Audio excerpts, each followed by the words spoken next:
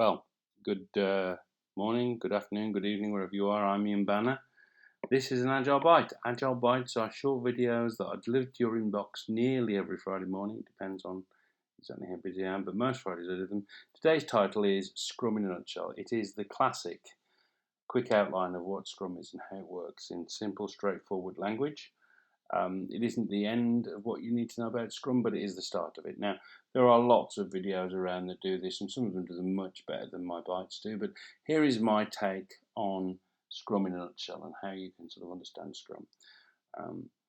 Stay tuned for the end, where I'll ask you some my usual homework shower challenge. But let's get straight into the material. So the first thing to say about Scrum is this, which is the core of it is this time-boxed piece of work. Sometimes it's called time box, sometimes it's called sprint, sometimes it's called iteration. In this diagram, it's sprint, that's the word for it.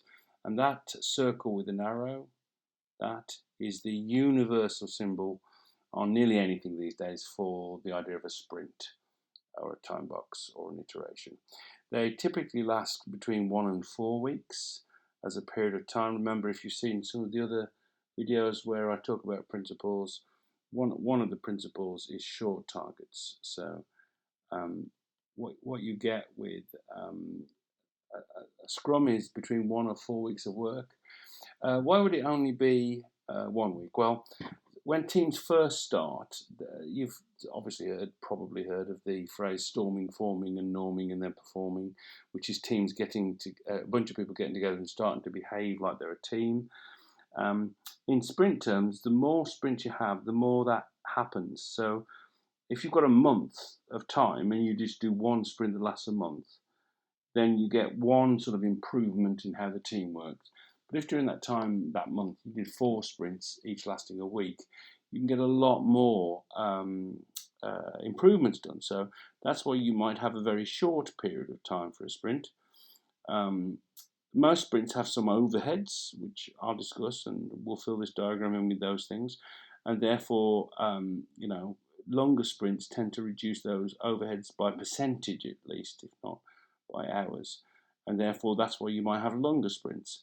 So if there's a really mature team that really know what they're doing and really working well, would you go up to 4 weeks?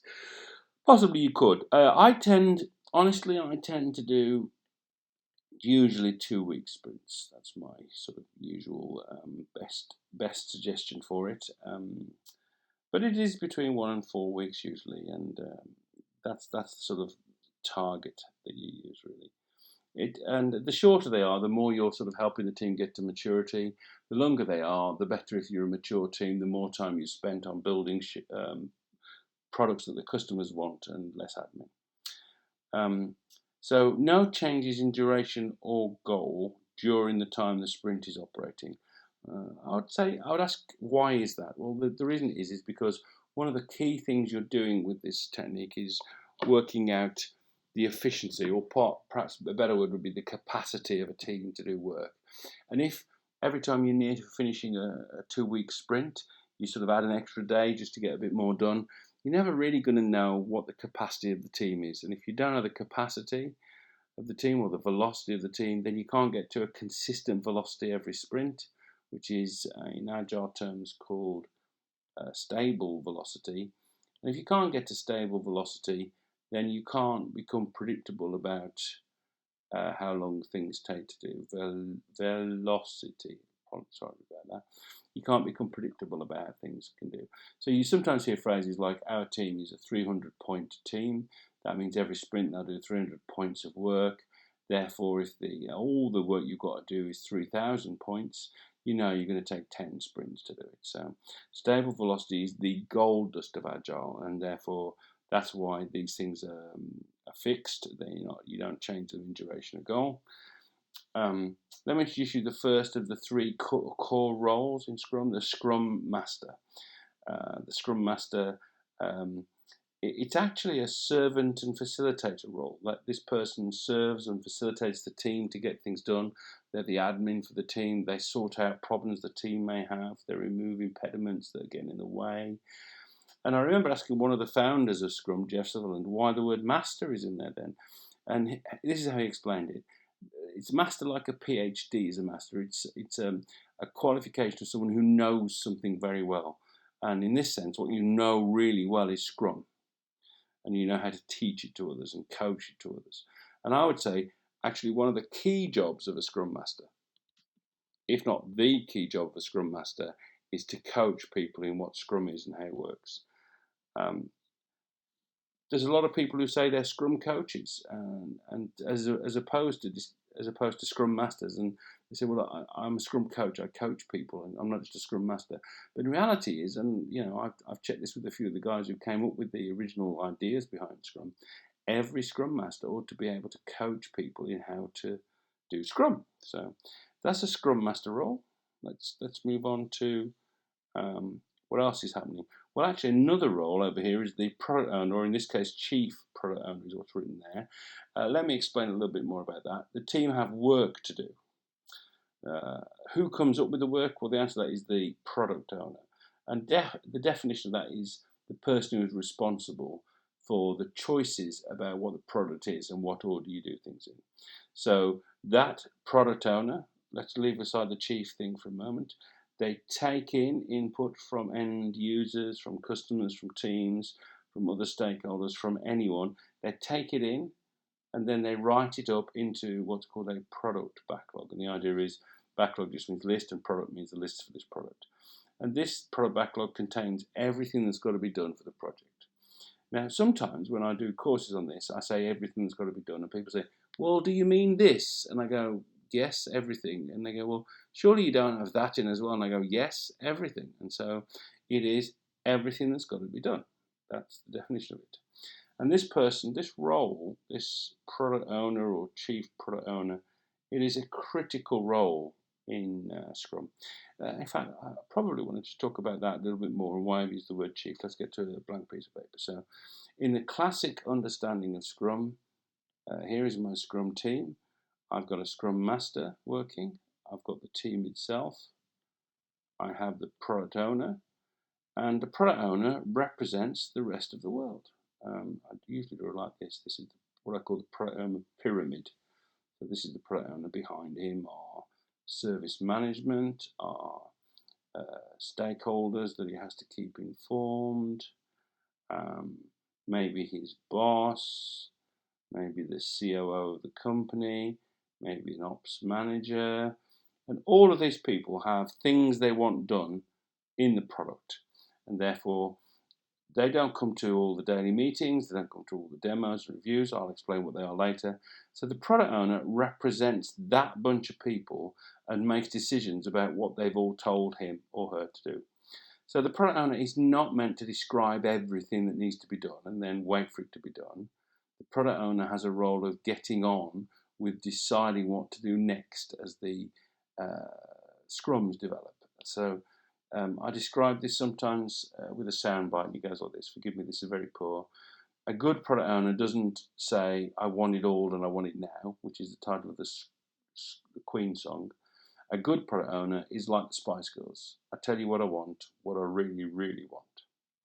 Now, I mentioned chief product owner. That's sometimes a phrase that's used.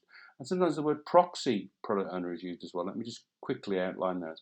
A proxy product owner means someone who represents the product owner on a day-to-day basis with the team because the product owner can't be there.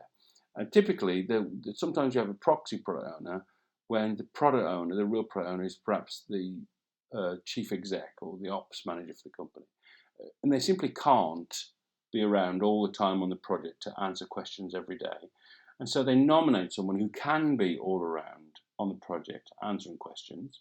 And then that person will talk to the main product owner, the correct product owner, the real product owner later. There'll be another Agile Bite on product owners, but you'll get the idea that the proxy is someone who is present. Now, let me be clear what I mean by that. If someone's got the job of product owner, but they don't like visiting the site and visiting the team, I've sometimes seen the team decide to nominate someone inside the team as the proxy product owner who represents the product owner. That's not what a proxy product owner is designed for. The point of a proxy product owner is it's still someone from the business. It's just not someone very senior. It's not the most senior person. Because sometimes in large enterprises, the person who is responsible for a piece of work or a product is very senior. That's what a proxy product owner is for that situation. Chief uh, product owner is when sometimes there are several people who have big, I don't know, fingers in the pie, big contributions to make for the product. And a wise Scrum Master or a wise department lead who is implementing Scrum will understand that what you've got to do in that situation is nominate one of the product owners as the chief product owner, and that's the one that makes the decisions about priority. So, when I go somewhere and they say, well, we do Scrum, but we've got 6 product owners, all of which sort of give us different things to do. I say, well, you're not really doing Scrum then, are you? Anyway, that's a quick understanding for the product owner. This is meant to be Scrum in a nutshell. So let's go back to our main diagram. There we have the product owner. Let's move on to the next thing. So all these features, all of the stuff they want to do is on a backlog. I mentioned this here. And every start of sprint, there is a meeting called the sprint planning meeting, in which the team look at the backlog, take the stuff that's at the top of the backlog, the most urgent things that need to be doing, and they then look through it, discuss it, and commit to how much to do by the end of the sprint. And this sprint planning meeting typically always includes the Scrum Master, and most of the time it includes the product owner. In Scrum.org's guide, they divide this sprint planning meeting into 2 meetings, one without the product owner present and one with. And the reason for that is because, and I've seen it myself really, if you run the planning meeting with the product owner present, sometimes they just say, oh, surely you can do more than that, guys. Oh, that's only a trivial change. You can't possibly say that's going to take a week. But typically the team meet, they look through the backlog, and then they commit to what they can do by the end of the sprint, if the sprint is a week or 2 weeks or 4, and they write out the tasks that they need to do, and then you agree and you start sprinting. And sprinting consists of the period that you've set it for it, maybe a week or 2 weeks or a month. You do it, and at the end of it, you come out of the sprint. And what do you do when you come out of the sprint? You demo. You demonstrate, sometimes called show and tell, is another word for the same thing, or demonstration, or review is sometimes the phrase that's used. They're all the same thing. You're demonstrating the stuff you've worked on in the period. And the general rule is it is a potentially shippable product. That means whatever you're demoing, in the end, will appear in the live product.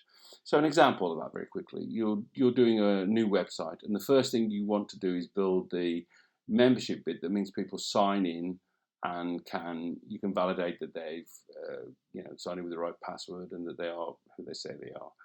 And so maybe you're doing the very first story you ever do, the first piece of work you ever do is to register someone and then allow them to sign in. And of course, at this point, there's no screens, there's no code, it doesn't look nice. But when you demo it, you're demoing on a black and white screen, really, the idea of how you might register and how you then might sign in. And of course, that actual function of registering and signing with a database behind it, that's potentially a shippable product, because in the end, it'll be part of a live system. That's what potentially shippable means. It means in the end, it'll be part of a live system. So you do this show and tell, this demo, this review is another word. I don't like review at all, to be honest. To who comes to see it? Well, the answer is anybody and everybody. Anyone you can convince to come and look. Now, I've sometimes heard people say, well, we've got nothing to demo. To which I say, then you haven't done anything, have you? Because if you can't demo anything, the only reason you couldn't demo anything is if you haven't done anything.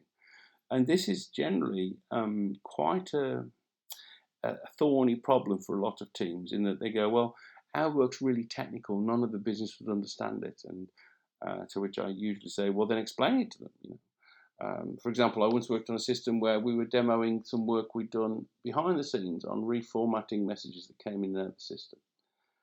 Incredibly difficult to demo to the business, but actually fairly easy to demo to other people who have to do the code work, and they can look at the code and see that it does the job correctly. That would be a demo is like a dress rehearsal or a live show. You've got to understand it's a show. For example, sometimes I see people who demo by recording a product and then playing the recording. It's just not the same thing as a live demonstration when you show how it works. So anyway, you demo potentially shippable product increment, and then you do something else, which is quite a key part of the Scrum idea, which is the retrospective. And actually, I think the retrospective is the power of Agile. It's the best bit. It's the most powerful part of Agile. And if there's only one thing you pick up from the Agile toolkit and decide to implement yourself, then, and you said to me, we can only do one, I would say, oh, well, the retrospective is the thing to do. Well, what is a retrospective? It's when you sit down with the team and you work out how you could improve. Mary and Tom Poppendix in their book Lean Software Development say everyone's job is to do their job 90% of the time, and for 10% of the time work out how to do it better. And so the idea of a retrospective is that the team get together and discuss how they could improve. And there are lots and lots of different ways of running a retrospective. Typically it takes an hour. So the sprint planning meeting takes 2 hours. At the start of the week, if it's a week-long one, possibly a 2-week one. The demo at the end is usually an hour, and then the retrospective is usually about an hour. And there are loads of different ways you might do the retrospective. I'm just going to give you a couple of ways that I like to use. So my ways of doing it are, I use a simple cool wall, which if you've ever watched Top Gear is, what's cool and what's not cool. And so, as it were, left to right, left is cool stuff, right is things that aren't cool. You make a line on the wall, and then you ask people with Post-its to come up with stuff that they want to put on the cool wall. And they want to be able to put stuff that's super cool, i.e. things that went well, and they want to be able to put stuff that's not cool, i.e. things that didn't go that well at all. And so you'd put them along the line and discuss where they fitted, who thought that went well, who didn't. And at the end of it, you pick up items for action. So it's a cool wall. My personal favourite is what I call a 4 blocker, which means on the wall are 4 quadrants, and the first quadrant is things that have gone well, and the second quadrant is things that could improve, and then the third quadrant is accolades for people who've done great things, and then the fourth quadrant is bright ideas. And in the 4 blocker model, you ask everyone to use Post-its and come up with 2 for each category. So if there's a team of 7, and each person comes up with 2 for each category, that means each person comes up with 8, therefore 7 eighths, 56 Post-its. And then the Scrum Master curates the content. He hears what people are doing and he puts it up on the board together. And then at the end of that process, some of those things will create actions that need to be done to put things right. Some of the actions can be very trivial. For example, if one of the what didn't go well was we didn't start our meetings on time, then it's just about the team deciding to start their meetings on time. It doesn't need a lot more work than that, really. But sometimes what they actually bring out, these retrospectives, is things that might take a long time to put right, like we don't have enough test areas to do our testing in, for example, so that could take that long. Okay, so that's the basic outline, really. There is this iteration in the middle of sprint. Let's say it's a 2-week period. There is sprint planning at the start, and there is a demo and retrospective at the end. And that's really the core of it. There are a few things on top of that that happen every day. Let's just mention those for a minute. First of which is what's called the daily stand-up, sometimes called the stand-up or the daily meeting or the daily scrum, or sometimes just DSU. And basically, it's every day the team get together and they look at their board with all their stuff on it and they go, okay, what did we do yesterday? What are we doing today? And what's stopping us? There's an interesting phenomenon that happens with Scrum, which is sometimes people say they're doing Scrum, but they're not really, and they cut out part of the essential elements. I call this Scrum but, because it's Scrum, but we don't do. And actually Scrum, but we don't do stand-up. Scrum, but we don't have a board. Scrum, but we don't all sit together. You get the idea.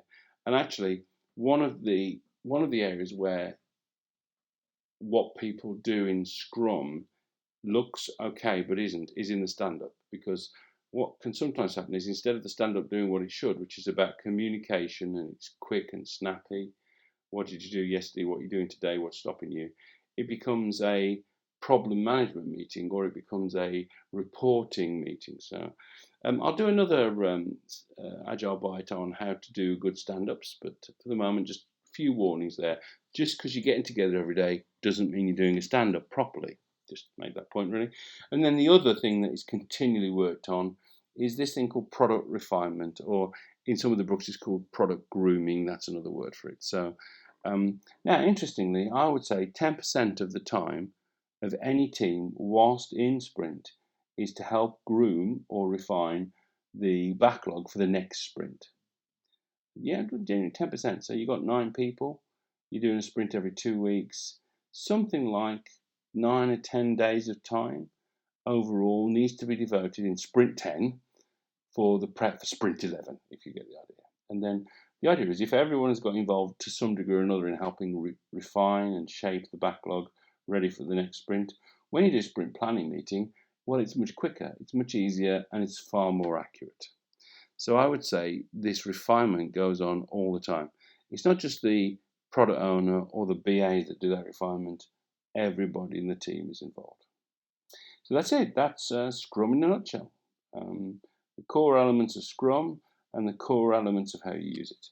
So I'm just going to finish now with my usual homework shower challenge. This has been 20 minutes, which is a bit long for one of my Agile bites, but hopefully it's okay. How could you use this process of Scrum and this inspection that goes on in either your work or your social situation? Don't forget, homework shower challenge is just something you do when you get a few moments, like you're on the bus, stuck in traffic, or having a shower. That's why it's called the homework shower. So it's a bit of homework, but it's thinking homework you can slot into your time. So that's it, really. Don't forget, please, just a few things to help me with my work. One is there's a survey at the bottom of the screen that you've watched this on. Please click that and just fill it in. It only takes a moment or two, and it really helps me work out what people are interested in me talking about. And again, the other one is if you know anyone else who would benefit from watching any of these videos in this Agile Bytes series, please pass on the link to them, which is bigagility.com/intros, or just email Matt at bigagility or Ian at bigagility.com. Either of those would be fine, with a few people that you think would benefit from doing the Agile Bytes. And they'll get put on a mailing list, and I'll get an Agile Byte every week. That's it from me. I hope you've enjoyed it. This was Scrum in a nutshell. I'm Ian Banner, and these are Agile Bytes.